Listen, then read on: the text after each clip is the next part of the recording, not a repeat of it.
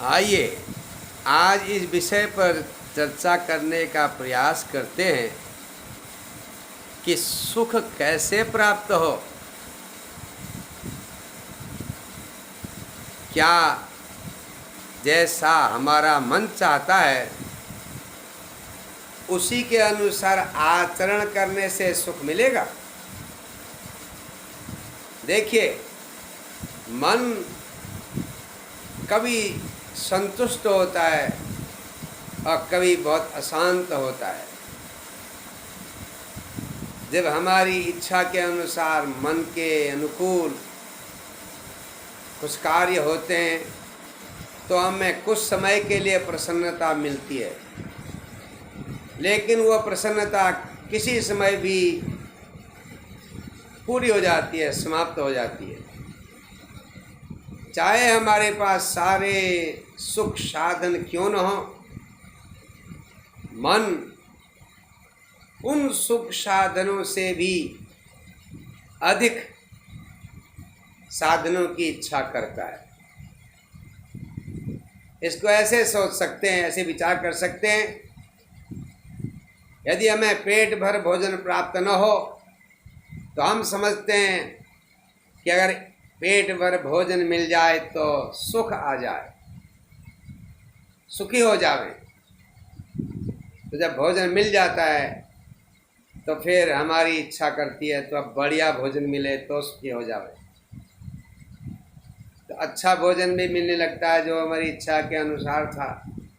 उसके मिल जाने के बाद भी मन उससे संतुष्ट नहीं होता, कहता नहीं इससे और अधिक सुख चाहिए। केवल भोजन से अब काम चलने वाला नहीं है, भोजन भी इस प्रकार का हो जिसको बनाने में मेहनत न करनी पड़े, घर में भोजन बनाने की झंझट मिट जावे तो तब सुख मिलेगा। तो इस प्रकार से फिर हम भोजन की खोज बाजार में जाके करते हैं। अब बाजार का भोजन करते करते हम अपने घर में भोजन बनाने का अभ्यास भूल जाते हैं और वह बाजार का भोजन, वह लाइन लगा के किया जाने वाला भोजन, होटलों का, रेस्टोरेंटों का भोजन हमारे स्वास्थ्य को बिगाड़ देता है। तो जो सुख की हम चाह कर रहे थे, चाह हमारे मन में थी प्रबल, वह दुख में बदल गई। इसी उदाहरण को आप अनेकों प्रकार की सुविधाओं के लिए लागू कर सकते हैं, चाहे वह घर हो, वाहन हो, वस्त्र हो, नाम हो, प्रतिष्ठा हो, धन हो, रोजगार हो, नौकरी हो। इसी क्रम से वह मन बार बार फिर और नई चीज की तरफ दौड़ने लगता है और इस क्रम में इन नई चीजों को प्राप्त करने के चक्कर में हम स्वार्थी हो जाते हैं, उपभोक्तावादी हो जाते हैं। फिर हमें केवल अपने ही सुख की इच्छा होती है, फिर हम केवल स्वयं सुखी होना चाहते हैं, दूसरे से हमारा क्या प्रयोजन। हमें तो खुद प्रसन्न होना है, जो कि बहुत कठिन विषय है। अपने आप संसार की चीज़ों के पीछे दौड़ते हुए सुखी होना बहुत जटिल विषय है। इसके लिए अगर यद्यपि संसार के सुख कभी भी हमें सुखी नहीं कर सकते, क्योंकि वह थोड़े देर के लिए ही हमें खुशी देते हैं। माना आपको भूख लगी है तो बहुत ही षड्रस व्यंजन मिल जावें, तो जब पेट भर जाए तो फिर हम उनको खाने की रुचि हमें नहीं होती।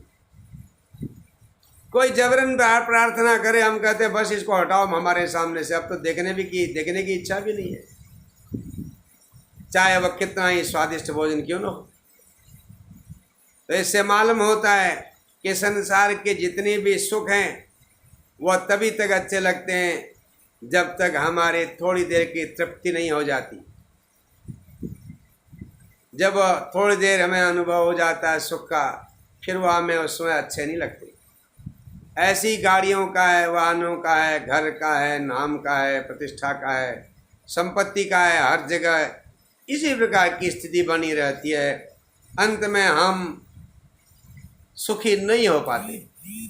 इसीलिए बड़े बड़े राजा महाराजा, बड़े बड़े अरबपति खरबपति लोग भी सुख के चाह में संत महात्माओं की खोज करते हैं।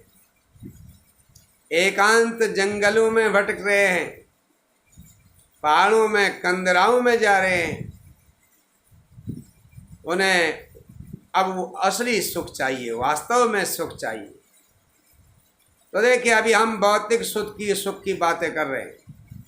भौतिक सुख हमें संसार में मिलता है, ये भी एक संसार का सुख भी एक सुख है। ये भी हमें तभी प्राप्त होता है जब हम दूसरे को देते हैं सुख। देने के बाद हम लेने के अधिकारी बनते हैं। तो इसलिए दान अलग अलग प्रकार का होता है। दान, दया, दमन।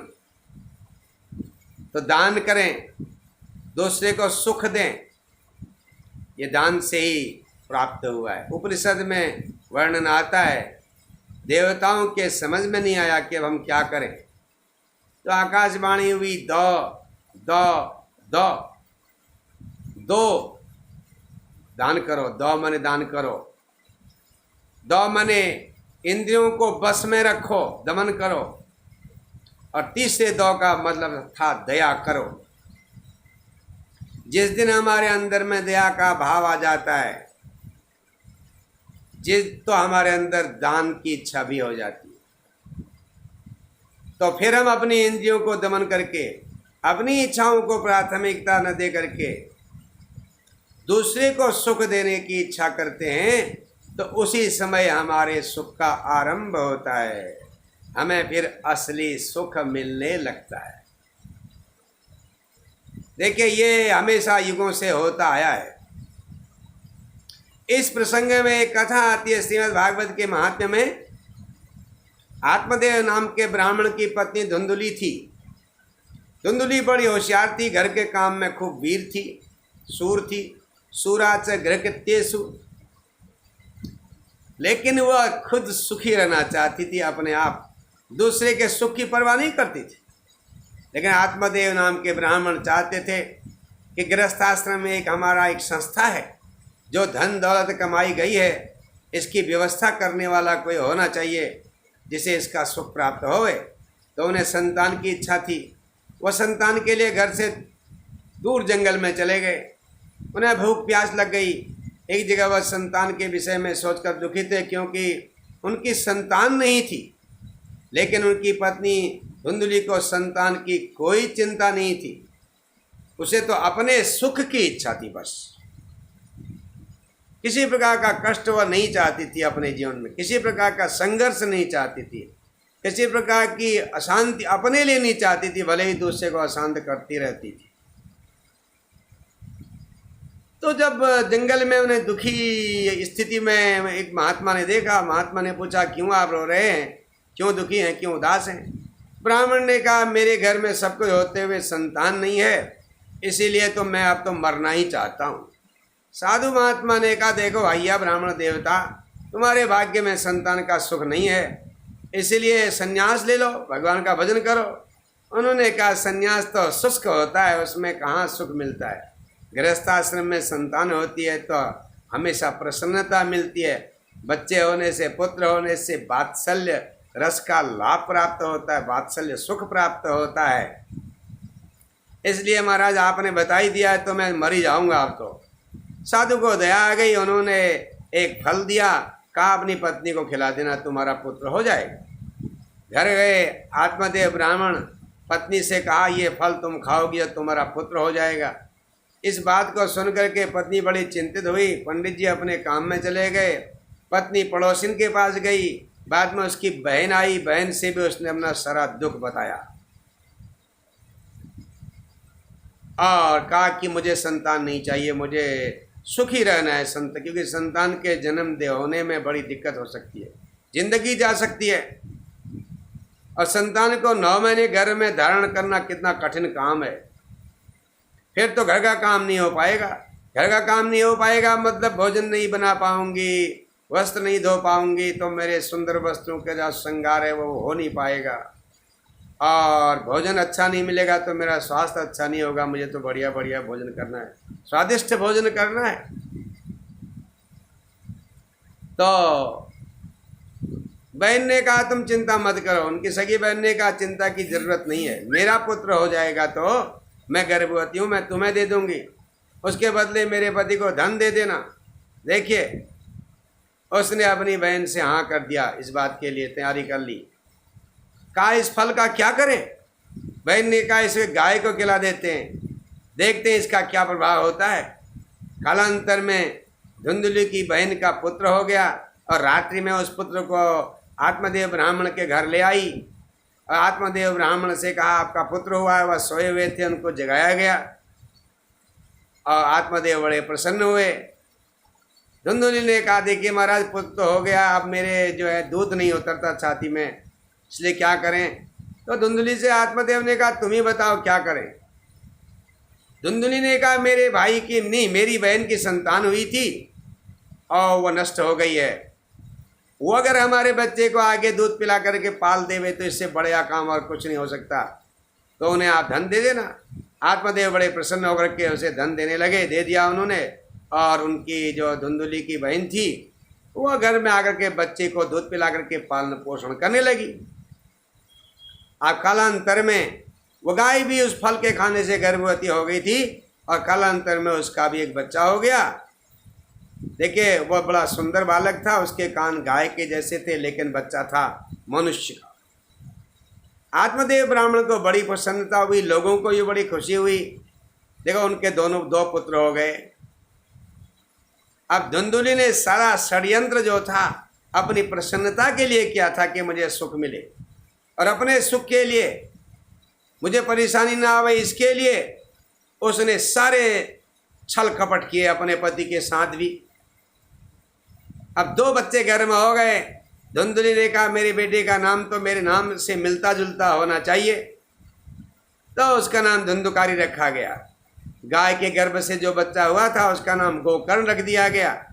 और गोकर्णस्तु महाज्ञानी धुंधुकारी महाखलह। कालांतर में दोनों बड़े जवान हो गए और गोकर्ण महाज्ञानी हुआ और धुंधुकारी महाखल हुआ। उसने अपने घर का जितना धन था वह सब दुर्व्यसनों में बर्बाद कर दिया। और एक बार जब सारे बर्तनों को बेचने जा रहा था तो आत्मदेव ब्राह्मण को दुख हुआ। उन्होंने इसको रोका और वो जब नहीं रुका तो बहुत दुखे हुए आत्मदेव ब्राह्मण। उन्होंने सोचा इस पुत्र ने हमारा तो भारी बदनाम कर दिया है, इन्हें सब कुछ नष्ट कर दिया है, ऐसे पुत्र के होने से कोई लाभ नहीं है। मन में सोचा महात्मा की बात मैंने नहीं मानी इसलिए सब हुआ है। तो देखिए उस समय गोकर्ण ने अपने पिताजी को ज्ञान का उपदेश दिया, क्योंकि आत्मदेव ब्राह्मण ज्ञानवान थे, इसलिए वह ढूंढने लगे मैं क्या करूं, मुझे क्या करना चाहिए। जिंदगी में कोई गलत काम तो किया नहीं था, यही एक बड़ी गलती हुई थी, साधु की बात न मानी। लेकिन साधु की बात न मान करके जो फल मिला, सत्संगति का जो फल मिला, उसके बदले में ये गोकर्ण घर में पैदा हो गया, गुरु बन करके प्रकट हुआ। और इसने आत्मदेव को उपदेश दिया कि इस शरीर में मोह छोड़िए, अपने कुटुंब परिवार के मोह को छोड़ करके अपना भगवान के भजन करने के लिए जंगल में जाइए।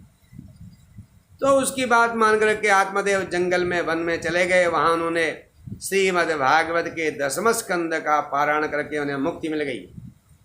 जिस दिन ब्राह्मण जंगल को गए, देखिए ब्राह्मणी भी तो जा सकती थी, वो ये भी तो कह सकती थी आप जहाँ जाओगे मैं भी वहीं आऊँगी, लेकिन वह नहीं गई। उसे तो केवल संसार के सुख चाहिए थे ना, पहले भी आरंभ में से ऐसा ही उसने किया था। तो अंत में जब धुंधुकारी ने देखा वह बुढ़ा तो जंगल में चले गया, बाप चले गया, तो इससे कहा निकाल जहाँ धन है तो अब नहीं तो मार डालूंगा आज ही तेरे को शाम को। ये बेचारी पाप कर्मों के कुप्रभाव से भयभीत होकर के सोचने लगी, अब धन कहाँ से लाऊं, सब कुछ तो इसने घर से बर्बाद कर दिया, दुर्व्यसनों में धन उड़ा दिया, अब कहाँ से लाऊं। तो बेचारी अंत में अपने कर्मों के कुप्रभाव से उसने अपने आत्महत्या कर ली और वो मर गई कुएं में डूब करके। देखिए ये कर्मों का फल था। पति पुण्यात्मा थे, वो तो जंगल में भगवान का भजन करने चले गए और इसने जिंदगी भर केवल अपने सुख की खोज में ये रही संसारिक चीज़ों में सुख ढूंढती रही और उसके लिए उसने सारा छल कपट किया और अंत में आत्महत्या हो गई। और गोकर्ण जो था वो महाज्ञानी था, वह तो अपने तीर्थ यात्रा को चल दिया। इधर धुंधुकारी 5 वैश्याओं के साथ रहा और वैश्याओं ने धुंधुकारी से धन की इच्छा की, आभूषणों की इच्छा की और धुंधुकारी अनेक स्त्रियों से लूट करके धन ले आया। अंत में उन 5 वैश्याओं ने मिलकर के धुंधुकारी की हत्या कर दी उस घर में और वहीं धुंधुकारी प्रेत बन गया और वैश्याएं चली गई। बाद में गोकर्ण जो थे, जब उनको पता चला मेरा भाई मर चुका है, तो उन्होंने उसके लिए तीर्थों में श्राद्ध किया और फिर अपने घर में आए, अपनी जन्मभूमि में आए तो धुंधुकारी ने अपने प्रेत रूप का प्रदर्शन किया, डराने लगा। तो गोकर्ण ने पूछा भैया तुम कौन हो ये छल दिखाने वाले। गोकर्ण ने कहा मैं तुम्हारा ही तो भाई हूँ धुंधुकारी, अपने पाप कर्मों से मैं प्रेत बना हूँ, मैंने जिंदगी में कोई अच्छे काम किए ही नहीं। देखिए सुख की खोज में जो माँ केवल अपने सुख की खोज में रहती है, उस सुख के लिए वो जिंदगी में जितने पाप करती है उसका फल तो उसको भोगना ही पड़ता है, चाहे स्त्री हो या पुरुष हो। धुंधुकारी भी यहाँ पर इसी प्रकार का है, जिसने संसार के सुखों में इतना लिप्त हो गया तो उसने अपने माँ बाप की परवाह नहीं की और अंत में वैश्याओं के हाथ से मारा गया। हमेशा अपने भौतिक सुख के लिए, शारीरिक सुख के लिए उसने वैश्याओं को प्रसन्न करने का प्रयास किया, लेकिन संसार में कोई प्रसन्न होने वाला नहीं है। ये संसार उसी के लिए सुखदायी होता है जो परोपकार करते हैं, जो दूसरे को सुख देते हैं, उन्हें वही सुख लौट करके प्राप्त होता है। जैसे खेत में बुआई करेंगे, जैसा बीज बोएंगे, वैसा आपको अनाज प्राप्त होगा, फसल प्राप्त होगी। इसलिए सुख प्राप्त करने के लिए हमें दूसरे को सुख देना होगा। दूसरे को सुख करते करते हम जीवन में परम आनंद का अनुभव करेंगे और दूसरे को सुखी करते करते, परोपकार करते करते हमें अपने अंदर ईश्वर की दर्शन हो जाएंगे, ईश्वर की कृपा का अनुभव होने लग जाएगा। यही इस कथा में श्रीमद् भागवत के महात्म्य बताया गया है। बाद में धुंधुकारी को गोकर्ण ने श्रीमद् भागवत सुना के मुक्त किया। देखिए कितना रोचक विषय। आत्मदेव ब्राह्मण के पुण्य प्रताप से वो गोकर्ण प्राप्त हुआ, क्योंकि आत्मदेव के अच्छे कर्म थे, उसने लोगों को सुख दिया था। इसलिए जंगल में मरने गए थे तो वहां महात्मा मिले, संत मिले, सत्संगति मिली और उस सत्संगति का फल मिला गोकर्ण। दूसरी तरफ आत्मदेव ब्राह्मण की पत्नी धुंधुली ने अपने सुख के लिए, अपने ठाट बाट के लिए अनेक प्रकार के छल कपट अपने पति के साथ भी किए, समाज के साथ भी किया, तो वो सब जिंदगी भर कभी सुख न पा सकी और अंत में उसी कपट के द्वारा जो प्राप्त किया हुआ पुत्र था, उसी के कारण उसकी मृत्यु हो गई। अतः स्पष्ट है कि हमारे कर्मों से ही हमें स्वर्ग मिलता है और हमारे कर्मों से ही हमें नरक भी प्राप्त करना पड़ता है। स्वर्ग और नरक का सुख दुख इस संसार में भी प्राप्त होता है, जैसा हमारे शास्त्र में बताया गया है, और बाद में भी मरणोपरांत भी जन्म जन्मांतर में भी प्राप्त होता है। देखिए, सुख के विषय पर श्रीमद् भागवत के महात्म्य को आधार लेकर के हमने कहने का प्रयास किया। आशा है आपको यह वीडियो अच्छा लगेगा, आप जरूर ध्यान से सुनेंगे। हर हर महादेव।